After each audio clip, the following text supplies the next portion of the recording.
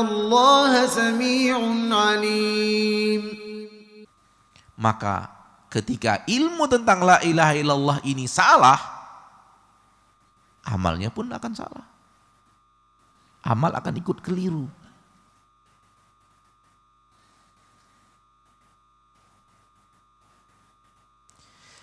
Saudaraku, saudariku kaum muslimin dan muslimat rahimani wa rahimakumullah.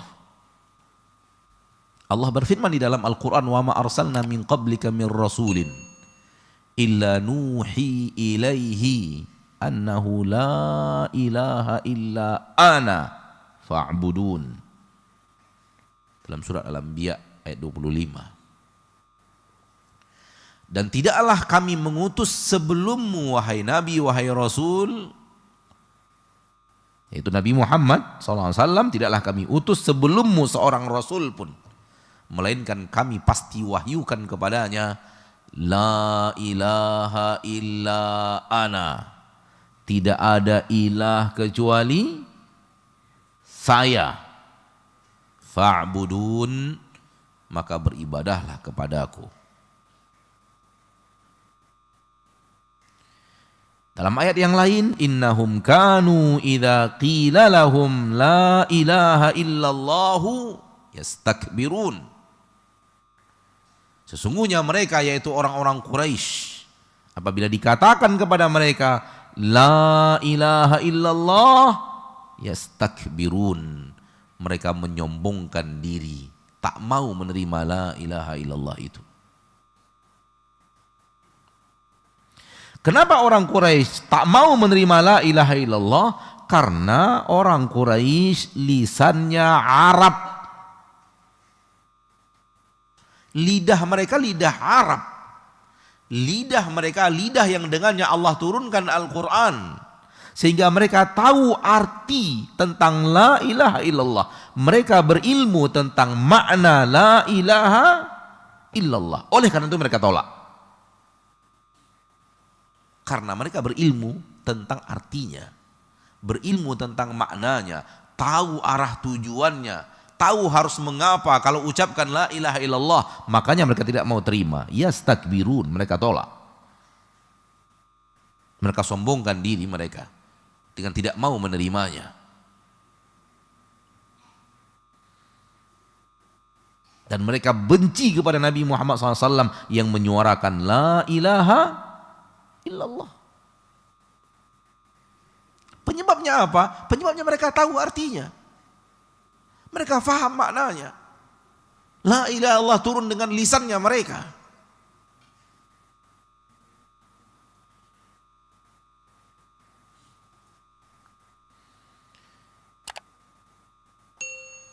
Hilangnya makna la ilaha illallah, hilangnya ilmu la ilaha illallah, karena kita salah faham tentang la ilaha illallah itu. Kita salah faham, kita dalam arti kata banyak orang salah faham tentang la ilaha illallah itu. Ia mengira la ilaha illallah itu artinya tidak ada yang ciptakan saya kecuali Allah.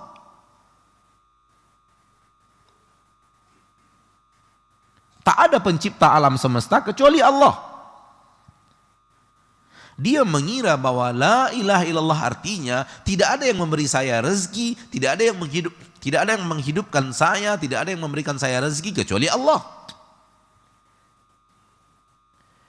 Dia mengira bahwa la ilaha illallah artinya tak ada yang mengatur alam semesta ini kecuali Allah.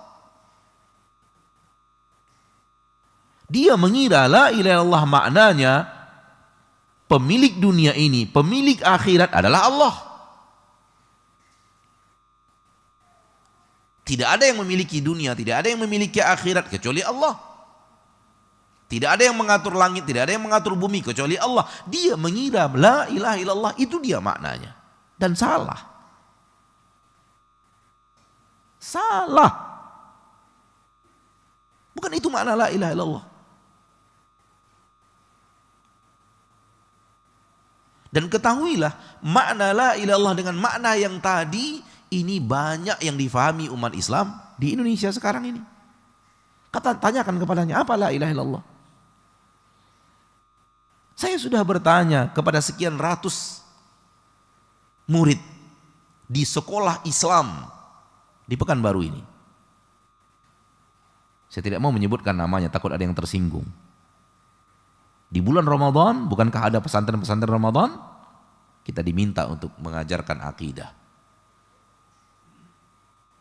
Pertanyaan saya, apa yang kalian fahami tentang la ilaha illallah? Apa makna la ilaha illallah? Semua jawabannya mengarah kepada yang tadi.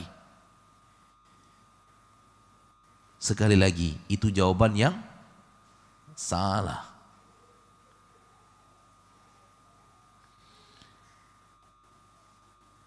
Lihat. Bukan ini makna yang diinginkan Rasul.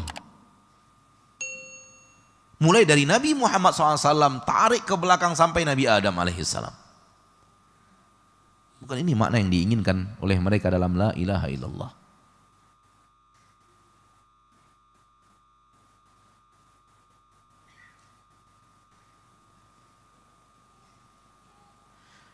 Kalau makna yang tadi diinginkan, tidak ada yang mencipta kecuali Allah, tidak ada yang mengatur kecuali Allah, tidak ada yang menghidupkan saya, memberi saya rezeki kecuali Allah, tidak ada yang memiliki langit dan bumi dan mengatur segala isinya kecuali Allah, tidak ada pemilik dunia dan akhirat kecuali Allah. Maknanya, kalau itu maknanya, maka kalimatnya adalah bukanlah la ilaha illallah. Kalimatnya harusnya dalam bahasa Arab la rabba illallah. La rabba illallah, itu dia maknanya. Tidak ada Rabb kecuali Allah. Karena seluruh makna yang tadi kita sampaikan dan yang bercabang dengannya dengan cabang-cabang yang sangat banyak, tidak ada yang menurunkan hujan kecuali Allah, tidak ada yang menyelamatkan saya kecuali Allah, tidak ada yang memberi rezeki saya kecuali Allah, tidak ada yang menurunkan hujan kecuali Allah, tidak ada yang memberikan saya anak dan istri kecuali Allah, tidak ada yang membuat saya maju usaha saya kecuali Allah. Itu semua makna la rabba illallah. Tidak ada Rabb kecuali Allah. Itu dia maknanya. Sementara kita tidak dituntut untuk la rabba illallah. Kita dituntut untuk la ilaha illallah. Kalau makna yang tadi dan makna-makna cabang-cabang makna yang sangat banyak yang tidak bisa kita sebutkan satu persatu, kalau itu yang diinginkan, maka harusnya bahasa Arabnya adalah la rabba illallah, bukan la ilaha illallah.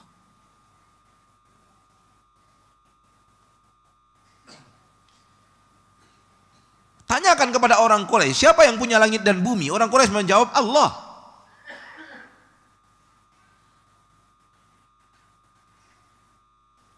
Tanyakan kepada orang Quraisy, man biyadihi malakutu kulli syai'. Siapa yang di tangannya kerajaan segala sesuatu? Mereka menjawab Allah. Tanyakan kepada Quraisy, wa man yudabbirul amr? Siapa yang mengatur seluruh urusan? Orang Quraisy menjawab Allah. Katakan kepada orang Quraisy, la ilaha illallah. Orang Quraisy menjawab, enggak.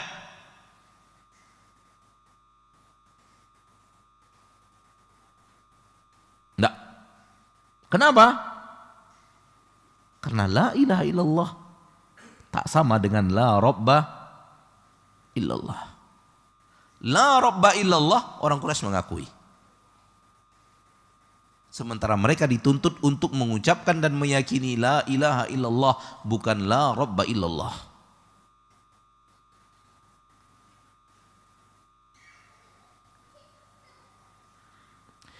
Hal yang sifatnya adalah perbuatan Allah kepada hamba.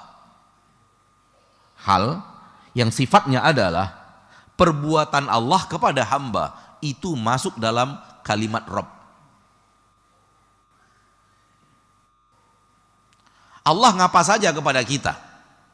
Menciptakan, menghidupkan, memberi rezeki, memberikan kesehatan, memberikan makanan, memberikan pasangan, memberi anak, memberi jabatan, memberi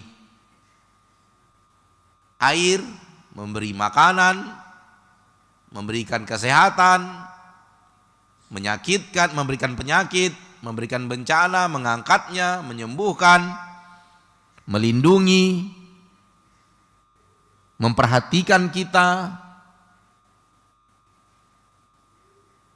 menyayangi kita, menjaga kita, berarti dari Allah ke hamba. Ini seluruhnya maknanya Rabb.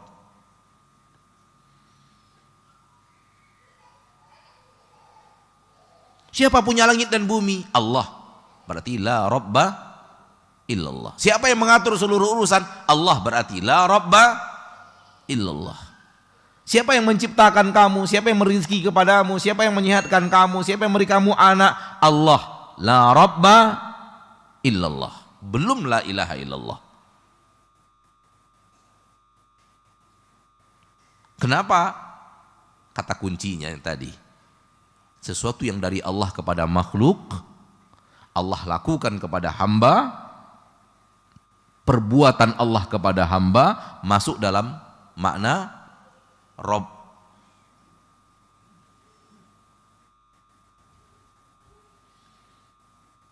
Dzalikumullahu rabbukum khaliqu kulli syai'in.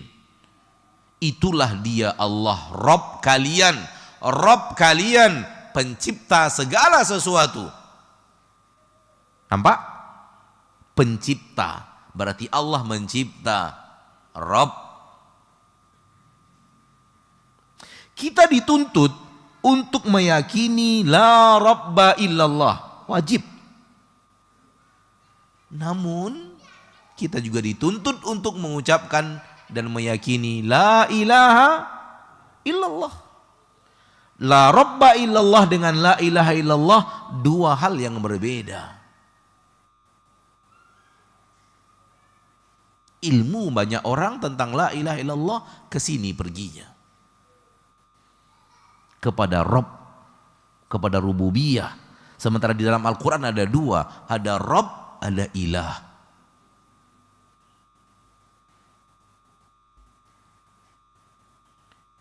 Ketika Rabb dan ilah sama-sama diartikan ke dalam bahasa Indonesia Tuhan, terjadilah kerancuan.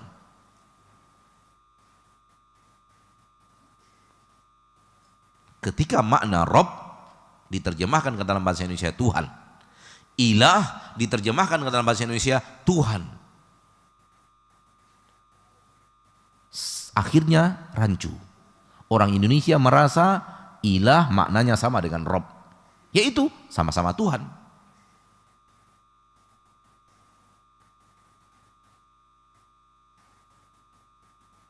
Sementara dalam bahasa Arab dua hal yang berbeda.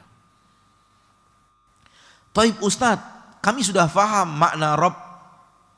Lalu apa makna ilah? Rabb tadi apa? Sesuatu yang Allah lakukan kepada hamba. Allah yang mencipta, Allah yang menghidupkan, Allah yang memberi rezeki, Allah yang menyehatkan, Allah yang menurunkan hujan, Allah yang melakukan, itu semua makna apa? Rabb. Ilah terbalik. Hamba yang sholat kepada Allah, hamba yang puasa karena Allah, hamba yang membaca Al-Quran untuk Allah, hamba yang bersedekah karena Allah, hamba yang menuntut ilmu karena Allah, hamba yang berbuat baik kepada istri dan anak-anaknya untuk mengharapkan ridho Allah, hamba yang masuk masjid dengan kaki kanan mengharapkan ridho Allah, hamba yang masuk toilet dengan kaki kiri mengharapkan ridho Allah, hamba yang tersenyum karena Allah, hamba yang mempeduli kepada anak yatim karena Allah, hamba yang puasa Ramadan karena Allah, hamba yang minta rezeki hanya kepada Allah, hamba yang berdoa hanya kepada Allah, hamba yang bertawakal hanya kepada Allah, hamba yang bernazar hanya kepada Allah, hamba yang nyembelih hanya kepada Allah, hamba yang minta jodoh hanya kepada Allah, hamba yang minta anak hanya kepada Allah, hamba yang minta pangkat hanya kepada Allah. Itu dia ilah. Itu dia ilah.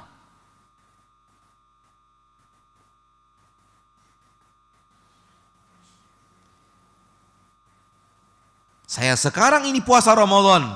Kenapa kamu puasa Ramadan?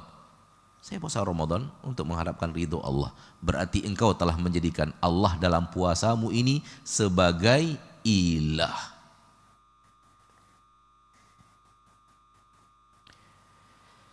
Kenapa kamu bangun masjid? Saya bangun masjid untuk mengharapkan ridho Allah. Maka dalam bangun masjid ini kamu sudah menjadikan Allah sebagai Rabb apa sebagai ilah? Sebagai ilah. Kenapa kamu baca Quran? Kenapa kamu tahajud? Lebih daripada itu mungkin, kenapa kamu pelihara jenggot? Kenapa celanamu cingkrang? Mengharapkan ridho Allah, begitu Rasulullah mengaturnya. Melalui dakwah Rasul, begitu yang diperintahkan Rasul, itu yang diridhoi Allah. Saya lakukan untuk mengharapkan ridho Allah. Maka kita melakukan dalam hal ini, kita menjadikan Allah sebagai ilah.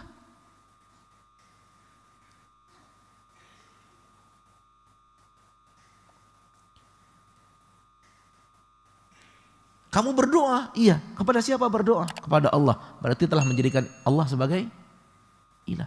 Jadi ilah, saudaraku, saudariku, justru dari hamba ke Allah. Rabb dari Allah ke hamba.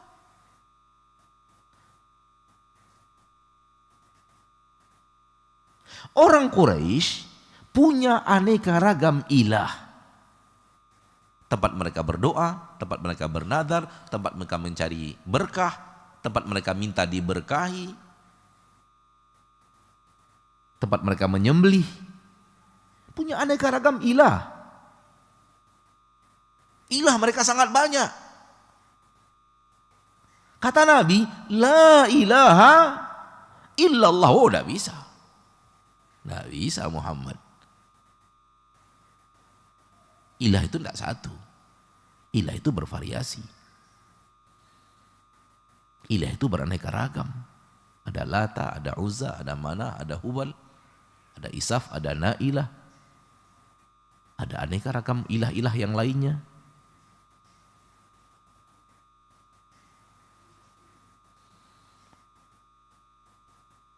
Ketika mereka disuruh meyakini pencipta alam semesta adalah Allah, mereka yakini. Ketika mereka disuruh untuk menjadikan Allah ilah satu-satunya, mereka menolak. Kenapa? Karena mereka tahu apa itu ilah. Apa makna ilah? Apa makna la ilaha illallah?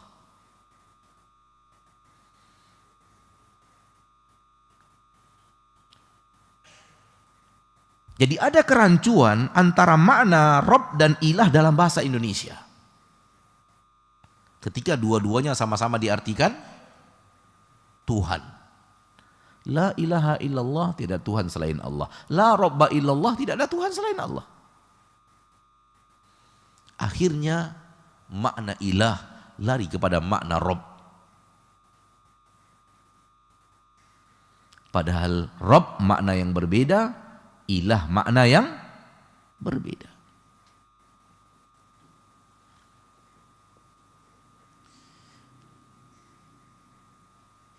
Ibadah banyak.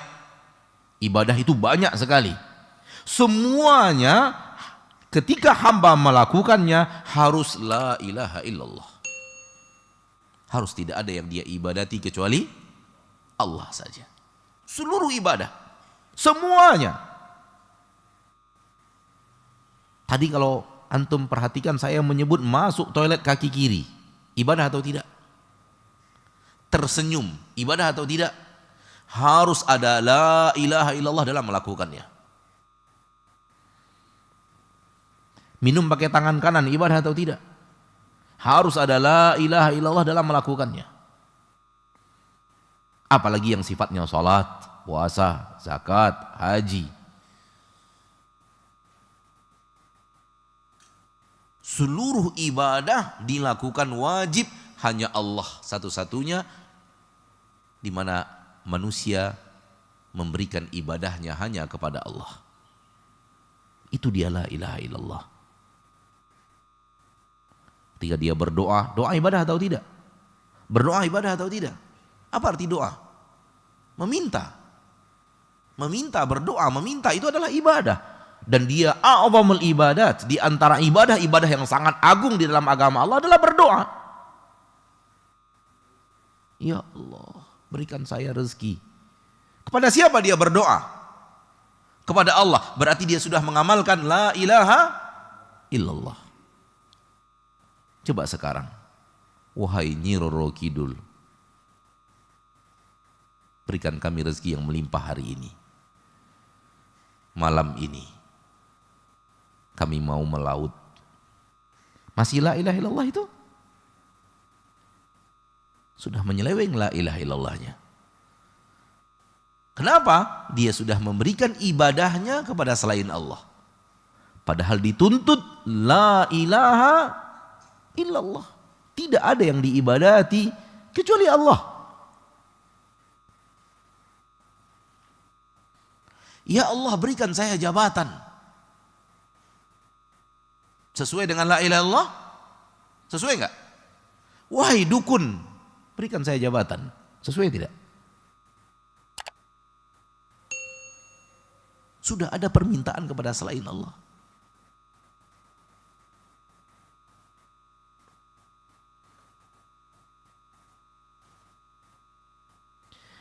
Maka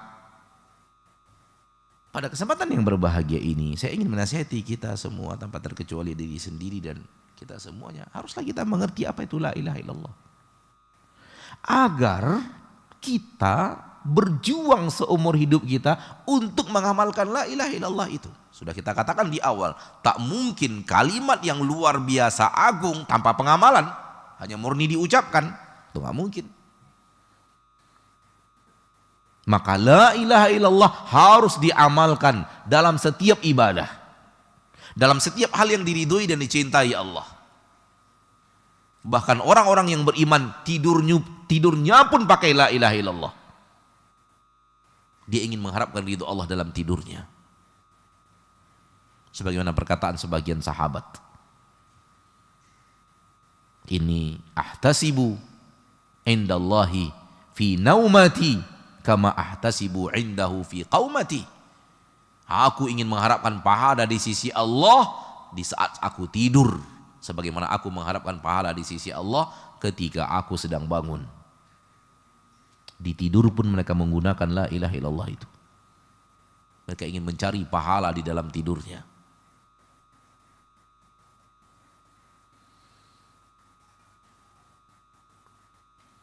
Kita memberi nafkah kepada istri kita. Apakah itu ibadah? Harus la ilaha illallah. Kita menghormati guru kita, dicintai Allah, harus la ilaha illallah. Kita berbakti kepada orang tua, harus la ilaha illallah. Kita ramah kepada tetangga, harus la ilaha illallah. Kita sayang kepada hewan, harus la ilaha illallah.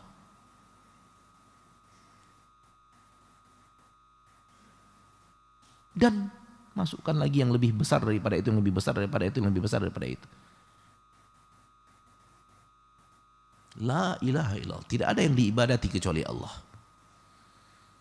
Menghanguskan seluruh permintaan kepada selain Allah. Dan ini yang tidak diinginkan oleh orang Quraisy. Ini yang tidak disetujui oleh orang Quraisy. Karena mereka sudah kadang meminta kepada Lata, kepada Uzza, kepada Hubal, kepada Mana. Tidak mungkin.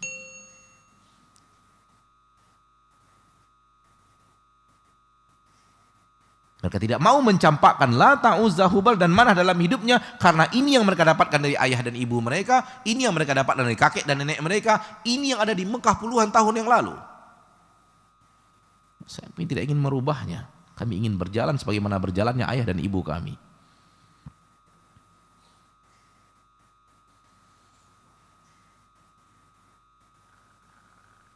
Sehingga mereka benar-benar menentang dakwah Rasul kita tercinta Muhammad sallallahu alaihi wasallam yang menyuarakan la ilaha illallah. Maka beda antara Rabb dan ilah. Rabb itu apa yang Allah lakukan kepada hambanya. Tentu yang Allah lakukan kepada hambanya sangat teramat banyak. Kalau kita duduk tidak selesai sampai malam. Saking banyaknya apa yang Allah perbuat kepada kita. Semua itu maknanya adalah Rabb. Sementara ilah sebaliknya, kita menjadikan Rabb itu adalah ilah kita satu-satunya.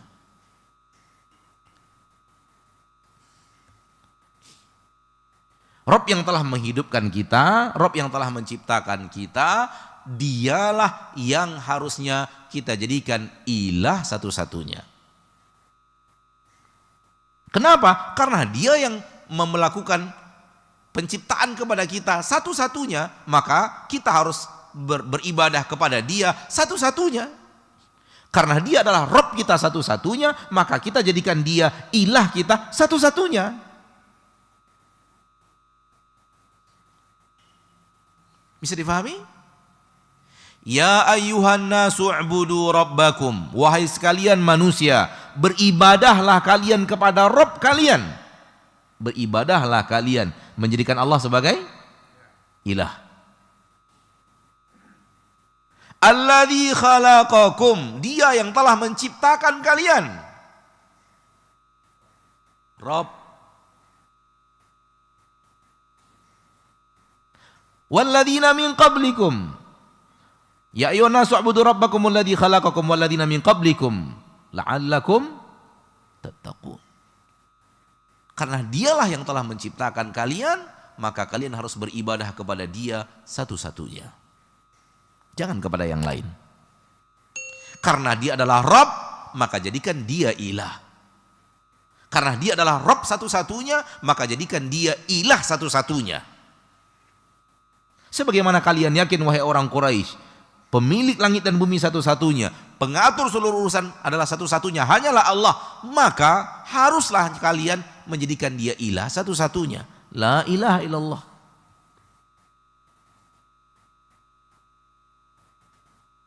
Kalau kita yakin umat Islam bahwa yang mengatur rezeki adalah Allah, seharusnya kita tidak pernah minta kepada selain Allah.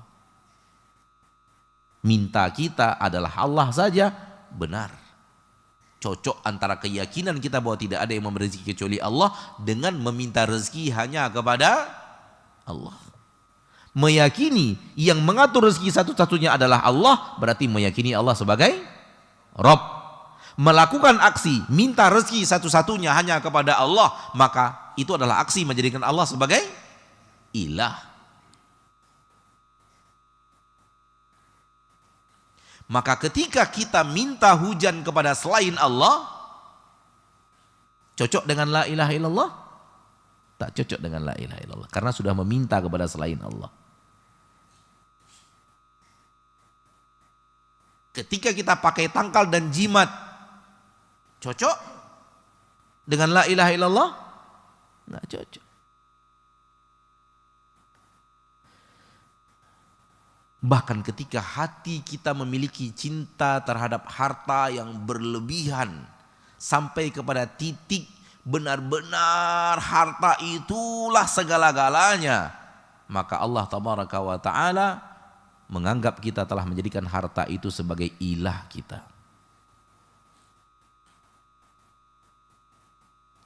Ta'isa abdud dinar, celaka hamba-hamba dinar. Orang yang mengibadati dinar. Ta'isa abdud dirham, celaka hamba-hamba dirham. Dia sudah mulai mengibadati dinar, dia sudah mulai mengibadati dirham. Perintah dan larangan dari dinar dan dirham itu yang dia ikuti, bukan perintah dan larangan Allah subhanahu wa ta'ala. Dia sudah mulai menghambakan dirinya untuk dinar dan dirham. Bahkan hawa nafsu bisa jadi ilah. Afara'aita man ittakhadha ilahahu hawahu. Tidakkah engkau melihat kepada orang yang telah menjadikan ilahnya adalah hawa nafsunya. Hawa nafsunya yang dia patuhi, hawa nafsunya yang dia taati, hawa nafsunya yang dia ikuti perintah dan larangan hawa nafsu itu. Asal iya kata hawa nafsunya, iya pun dia lakukan. Tidak kata hawa nafsunya, dia hentikan. Maka dia telah menjadikan hawa nafsunya sebagai ilah. Afara'aita man ittakhadha ilahahu hawahu. Tidakkah engkau melihat kepada orang yang telah menjadikan hawa nafsunya sebagai ilahnya? Dan tak ada orang meyakini hawa nafsunya adalah pencipta dirinya. Itu enggak ada. Karena enggak ada orang yang meyakini hawa nafsu adalah Rabb.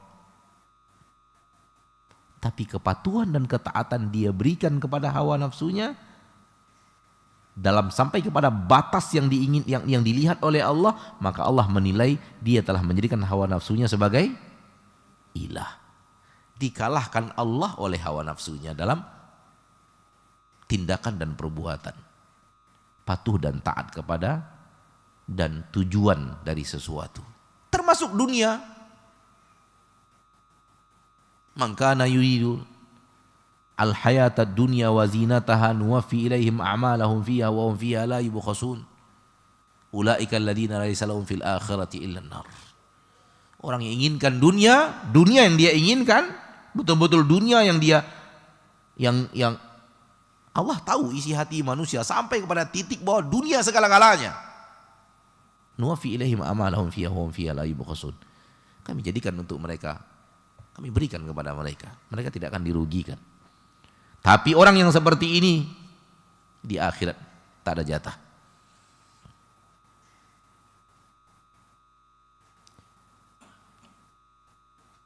Kenapa? Dia telah menjadikan dunianya ilahnya. Dan tak ada orang yang meyakini dunia ini adalah Rabb.